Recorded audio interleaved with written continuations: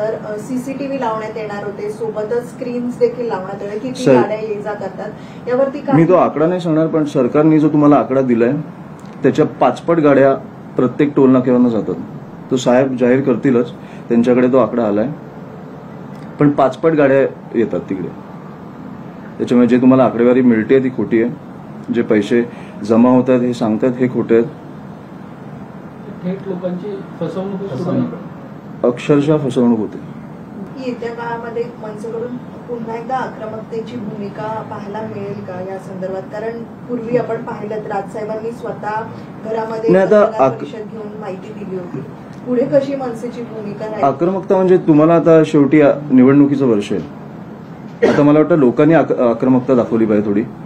आणि एक तुमच्याकडे शेवटी तुम्हाला ज्या माणसावर विश्वास आहे, तुम्हाला जो वाटतो माणूस तुमच्यासाठी शहर सुधारू शकतो, तुमचं राज्य सुधारू शकतो, आणि त्यांना तुम्ही मतदान करून मला वाटतं तुम्ही सत्ता दिली पाहिजे.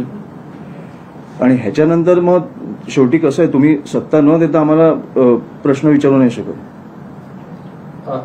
जर तुम्ही सत्ता दिल्यानंतर आमचं काम नाही झालं तर मग आम्ही उत्तर देणं लागतो. पण आता तुम्ही मला वाटतं की आता शेवटी साहेबांना ती संधी मिळेल, आणि शेवटी तुम्हाला राज्य शहर हे कसं असतं, कसं इतर देशांनी आपल्या देशात इतर राज्यांनी आपल्याकडनं एक उदाहरण घेतलं पाहिजे की असं शहर असलं पाहिजे, असं राज्य असलं पाहिजे, असं मला वाटतं साहेब करून दाखवतील. त्याच्यामुळे तुम्हाला ते लवकरच दिसेल.